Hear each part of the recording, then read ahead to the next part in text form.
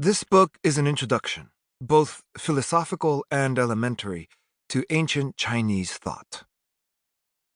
Because my approach is philosophical, I devote a considerable amount of space to explaining the basic vocabulary of contemporary philosophy.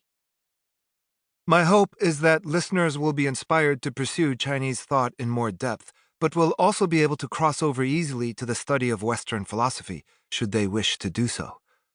There are, of course, alternative ways of studying Chinese thought and culture that are equally valuable, but I hope no scholars will begrudge me this methodology simply because it is not their own.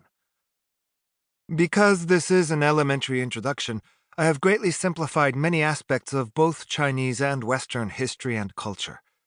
Understanding any tradition is daunting. As one Confucian put it, "The more I look up at it, the higher it seems. The more I delve into it, the harder it becomes. Catching a glimpse of it before me, I then find it suddenly at my back." Analect, Book 9, Chapter 11. Consequently, introducing too many nuances and scholarly controversies might overwhelm the beginner. By simplifying some points that are not central to my narrative, I hope to enable the listener to understand and grapple with other complex and profound issues.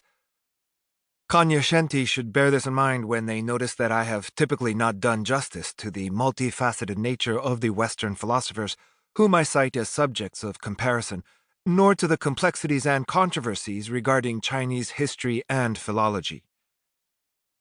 Translations are usually taken from Ivanhoe and Van Norden's Readings in Classical Chinese Philosophy, 2nd edition. For passages from the Analect and Mengzi, not found in Readings, I often quote Edward Slingerland's complete translation with commentary, Confucius, Analect with selections from traditional commentaries, or my own Mengzi with selections from traditional commentaries. I do not note if I make a slight change from the translations given in one of these texts.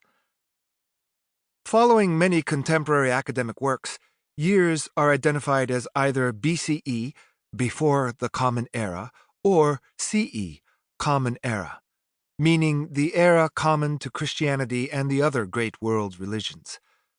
These designations are used in place of BC and AD, not to downplay or denigrate the significance of Christianity, but merely to provide a usage comfortable to those with other beliefs. For those who wish to continue their study of this fascinating topic, the translations and secondary works listed on the accompanying PDF are just a fraction of the best work available. Bryan W. Van Norden. A relevant map of China can be found on the accompanying PDF.